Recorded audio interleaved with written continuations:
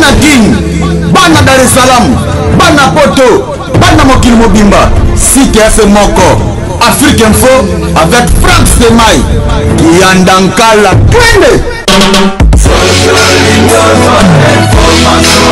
X-Pass,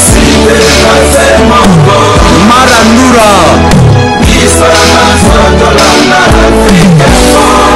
Franck Semaï. Pour renforcer une fois de plus les liens fraternels qui nous unissent. Nous sommes réunis par la volonté commune de représenter la fierté du peuple du continent africain. Plus que jamais, l'Afrique reste debout, malgré les épreuves qu'elle a dû surmonter. L'Afrique est fière et déterminée à asseoir son droit de vivre dans la paix et dans la prospérité. La parole des Africains d'aujourd'hui doit être portée haut, au devant de la scène et à l'oreille du monde. C'est donc à cette fierté que je porte la parole et l'espoir, non seulement de tout un peuple, les Malagasy, mais aussi et surtout toute une génération, la jeunesse africaine. Comme une grande partie des pays africains, l'année prochaine, Madagascar fêtera ses 60 ans d'indépendance. Dans la vie d'un homme, ce serait le moment de cueillir les fruits des années de dur labeur. Pourtant aujourd'hui, aux abords de cette célébration, Madagascar fait le bilan. Et la rétrospective des accomplis et des acquis laisse perplexe face au constat de pauvreté et de dépendance dans laquelle nous vivons. Vous n'êtes pas sans savoir que Madagascar vient de passer le cap décisif dans son histoire et surtout pour son avenir en ayant vécu une alternance démocratique pacifique. Les Malagasy ont gagné en maturité politique. Et d'ailleurs, je tiens à remercier ici l'Union africaine pour son soutien et son accompagnement tout au long du processus électoral. En 2023, pour l'intérêt supérieur de la nation et afin d'éviter tout risque d'affrontement populaire, j'avais choisi la voie de la sagesse en acceptant de ne pas participer à l'élection présidentielle. Mais aujourd'hui, en m'accordant leur confiance, le peuple malagasy a choisi non seulement un jeune leader, mais surtout une vision, un projet, un programme qui s'est transformé en convention rassemblant tout un peuple pour rattraper le retard de développement de Madagascar. À travers ce nouveau tournant de son histoire politique, économique et sociale, Madagascar compte bien reprendre sa place sur le continent africain et décrier le cruel paradoxe dont l'Afrique est victime, celui d'être si riche et pourtant si pauvre à la fois. En effet, pensez-vous qu'il est normal et acceptable que 50% des gisements d'or mondiaux se trouvent sur le continent africain alors que nous ne possédons aucune réserve d'or? Est-il normal que le continent africain soit le premier exportateur mondial de cacao alors que les grands pays producteurs de chocolat au monde ne possèdent même pas un seul tronc de cacaoyer sur leur sol? Depuis trop longtemps, l'Afrique a dû se battre, patienter et parfois même se voir dépossédée de ses ressources et de ses terres. La douleur ressentie au cœur de nos pays et de nos peuples fut intense. Et aujourd'hui, si l'on veut une nouvelle Afrique à nos enfants, c'est nous tous ici présents dans cette salle qui devrons nous engager pour changer le cours de l'histoire et la vie de nos concitoyens. Tous ensemble, nous pouvons gagner tous les combats. Nous ne sommes pas condamnés aux idées reçues qui affirment que l'Afrique est et demeure un continent pauvre. Nous devons changer l'image de l'Afrique et en faire un continent prospère et développé. Nous avons toutes les ressources et l'énergie pour accomplir cela. Mes chers frères et sœurs africains, leaders et présidents respectés, je suis probablement le plus jeune chef d'État parmi nous, mais le patriotisme et l'envie d'agir n'attendent pas le nombre des années. Vous voyez ici le visage et vous entendez la voix du patriotisme et la fierté africaine. Je parle au nom de tout un peuple, de toute une génération, de la grande famille d'Afrique, en déclarant en ce jour, le 10 février 2019, en terre éthiopienne, que l'essor africain ne se limite pas à un débat, mais doit se traduire en actions concrètes, mesurables et quantifiables. Le futur et l'espoir, c'est l'Afrique. Le renouveau africain a déjà commencé. Sa prise...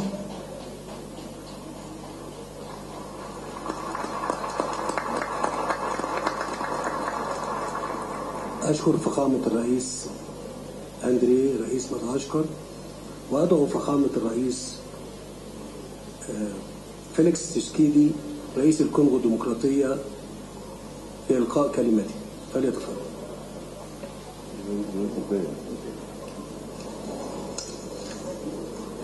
Excellence, Monsieur Abdel Fattah al-Sisi, président de la République arabe d'Égypte, président de la conférence des chefs d'État et de gouvernement de l'Union africaine, Excellences, Mesdames et Messieurs les chefs de l'État et de gouvernement, Excellences, Monsieur le secrétaire général des Nations Unies, Excellences, Monsieur le président de la Commission de l'Union africaine, Mesdames et Messieurs, c'est pour moi un grand honneur d'être reçu par vous en ma qualité de président nouvellement élu de la République démocratique du Congo et de prendre la parole pour la première fois dans le cadre du 32e sommet de l'Union africaine.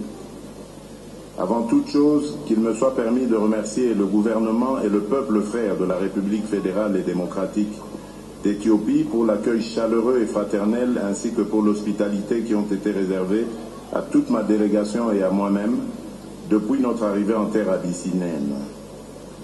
Je salue votre grand et beau pays, berceau d'une des plus vieilles civilisations du monde, symbole de l'indépendance africaine qui a su se moderniser et devenir l'un des modèles africains dans des secteurs tels que les infrastructures, l'agriculture, les services et la bonne gouvernance. Je voudrais également féliciter M. Abdel Fattah al-Sisi pour sa brillante élection à la tête de cette Assemblée des chefs d'État et de gouvernement. Je suis convaincu que vos hautes qualités de leadership, l'attachement historique et avéré de votre pays, l'Égypte, aux idéaux panafricains, vous permettront de diriger efficacement notre organisation tout au long de votre mandat. Je salue également l'action de votre prédécesseur, M. Paul Kagame, président de la République du Rwanda, et le félicite pour le dévouement et la compétence avec lesquels il a rempli son mandat. À son actif, on peut notamment citer le pilotage de la réforme de la Commission, ainsi que son initiative pour assurer l'autonomie financière de notre organisation. Permettez-moi enfin de rendre un vibrant hommage à M. Moussa Faki, président de la Commission africaine, pour les efforts louables et inlassables qu'il ne cesse d'entreprendre pour défendre et promouvoir les objectifs et principes de l'acte constitutif de l'Union africaine. La République démocratique du Congo tient à réaffirmer son engagement à l'accompagner dans la dynamique qu'il entend poursuivre pour la bonne marche de notre organisation continentale. Excellences, Mesdames et Messieurs, il est un fait que la République démocratique du Congo se présente aujourd'hui devant vous dans un contexte particulier qui devrait, j'en suis persuadé, honorer toute l'Afrique. Ce contexte issu des élections qui ont eu lieu le 30 décembre 2018 consacre la toute première alternance démocratique et pacifique du pouvoir depuis notre indépendance et ce, dans le respect de la Constitution. Cette passation pacifique du pouvoir entre le président sortant et le dirigeant du plus ancien parti d'opposition a démenti tous les pronostics du chaos annoncés à l'issue de ces élections. Elle est la preuve de la maturité politique de notre peuple. À travers tout le pays, cette prouesse démocratique a été largement saluée par nos populations qui n'aspirent qu'à la paix. C'est donc avec un sens très élevé des responsabilités et conscient de la portée historique de cet événement pour le peuple de mon pays, patrie de Patrice Emery Lumumba, que je me présente devant vous.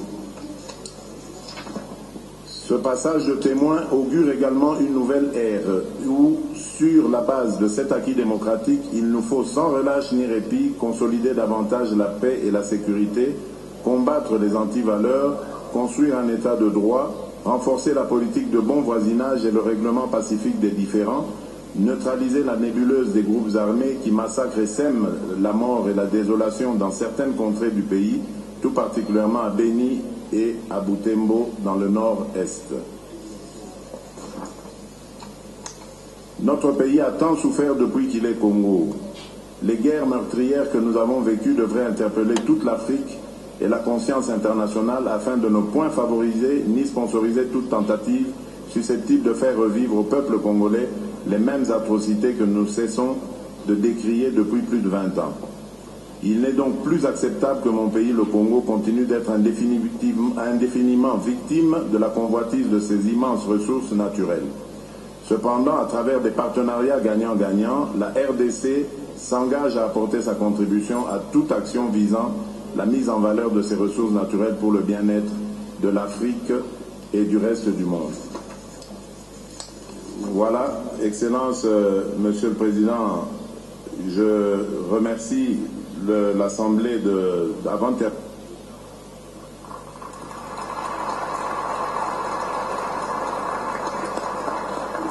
أشكر فخامة الرئيس فيليكس رئيس الكونغو الديمقراطية.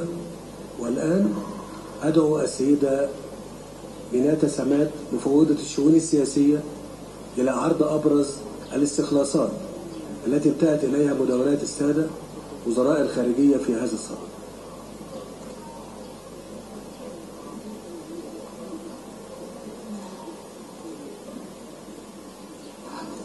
Je vous remercie, Excellence. Excellence, Monsieur le Président de la Conférence des chefs d'État et de gouvernement de l'Union africaine.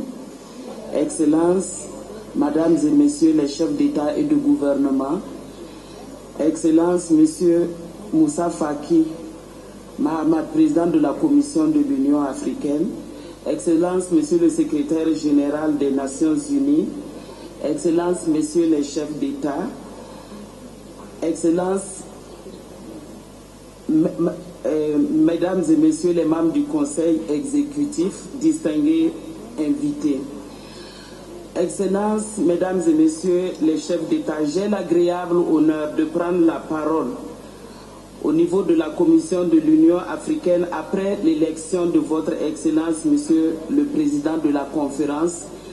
Vous me permettrez de vous saluer et de vous féliciter, Excellence, Monsieur le Président Abdel Fattah el-Sisi, Président de la République arabe d'Égypte, et également féliciter l'ensemble des membres du bureau élus aujourd'hui.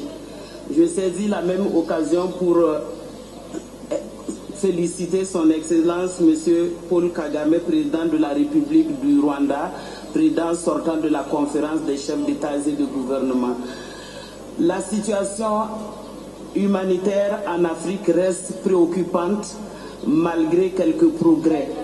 L'ampleur et la complexité des déplacements forcés et des situations humanitaires prolongées continuent de rendre difficile la réalisation des objectifs de l'agenda 2063 de l'Union africaine et de l'agenda 2030 de l'Organisation des Nations Unies.